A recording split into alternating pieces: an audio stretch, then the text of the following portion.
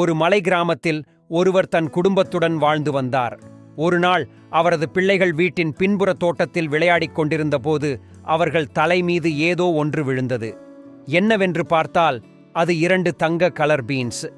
இருவரும் தங்கள் அப்பா அம்மாவிடம் விழுந்த பீன்ஸ் பற்றி கேட்க வீட்டிற்கு விரைந்தனர்.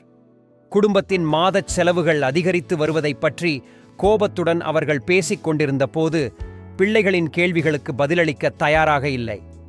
இருவருமே, சும்மா தொந்தரவு செய்யாதீர்கள், போய் விளையாடுங்கள் என சொன்னனர். தோட்டத்திற்கு வந்த பிள்ளைகள் வேடிக்கையாக தங்க பீன்ஸை ஒரு குழியை தோண்டி நட்டனர். நாளை வந்து பார்ப்போம், இது மந்திர மரமாக வளருமோ? மறுநாள் காலை குழந்தைகள் தோட்டத்திற்கு சென்றனர். அவர்களுக்கு ஒரு அதிசயம் காத்திருந்தது. பீன்ஸ் கொடி உயரமாக வளர்ந்து மேகங்களை தொட்டு கொண்டிருந்தது. பீன்ஸ் கொடி சொர்க்கத்தினுள் நுழைந்திருக்குமோ என நினைத்தனர். சொர்க்கத்திலிருந்து ஒரு வாத்து தவறுதலாக அந்த கொடி மீது ஏறியது. பீன்ஸ்டாக் வாத்தை மெதுவாக பூமிக்கு இறக்கியது. அது என்ன சத்தம்? தோட்டத்திலிருந்து தான் வருகிறது என நினைக்கிறேன். நீயும் வா, போய் பார்ப்போம்.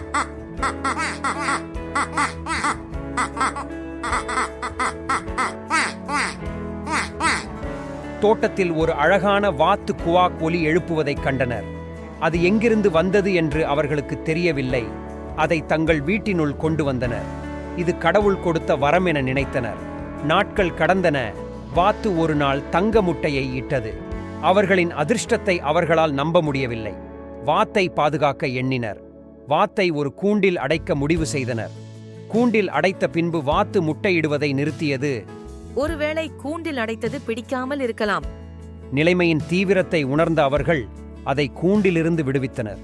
இப்போது வாத்து தோட்டத்தில் பீன்ஸ்டாக் கொடிக்கு அருகிலே இருந்தது. வாத்து மீண்டும் தங்க முட்டையிடத் தொடங்கியது. பிள்ளைகள் இருவரும் பக்கத்து வீட்டு குழந்தைகளுடன் பேசிக் கொண்டிருந்த போது தங்கள் வீட்டில் தங்க வாத்து இருப்பதை பற்றி பேசினர். பக்கத்து வீட்டு குழந்தைகள் தங்கள் பெற்றோரிடம் தங்க வாத்தை பற்றி சொன்னார்கள். பசங்க சொன்னதை கேட்டீங்களா இல்லையா? தங்க முட்டையிடும் வாத்து அவங்க கிட்ட இருக்குன்னு நினைக்கிறேன். தங்க வாத்தா? இந்த காலத்திலா? வாய்ப்பே இல்லை என்று சொன்னாலும் தங்க வாத்தால் பக்கத்து வீட்டுக்காரர் தங்களை விட வசதியாகி விடுவாரோ என டென்ஷன் அடைந்தார். உலகத்தினர் எண்ணமே அதுதானே? பதட்டத்தால் உடல் நடுங்கியது.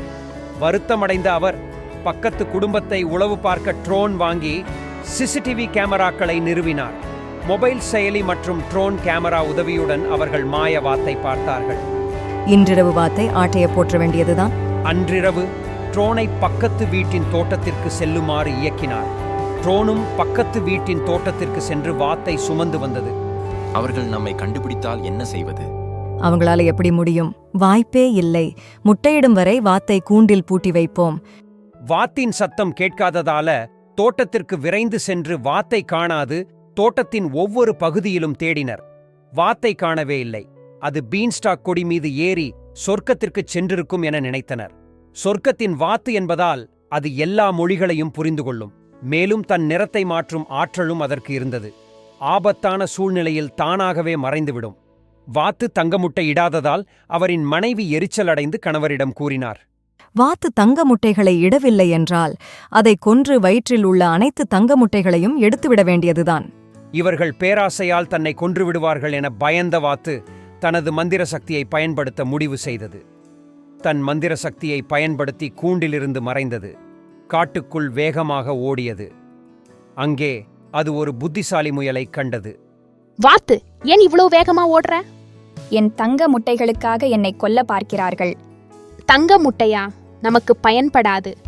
காடு முழுவதும் எனக்கு நன்றாக தெரியும். நீ என்னுடன் வா, நான் உன்னுடன் இருக்கிறேன். வாத்தும் முயலும் நண்பர்களாகி காட்டுக்குள் சிரித்துக்கொண்டும் பேசிக்கொண்டும் ஓடின. என் முட்டைகளின் எப்படி பாதுகாப்பது? இங்கே சிங்க குகை ஒன்று காலியாக இருக்கு. குகையில் எலக்ட்ரானிக் பெட்டகம் உள்ளது. அதை நீ பயன்படுத்திக்கொள். தங்க முட்டையை பற்றி யாரிடமும் சொல்லாதே. தங்க முட்டை பொரிக்குமா? அது தேவ ரகசியம், யாரிடமும் சொல்ல முடியாது. அப்போது அங்கே ஒரு பூனை வந்தது. பூனை சார், உங்க பேர் என்ன?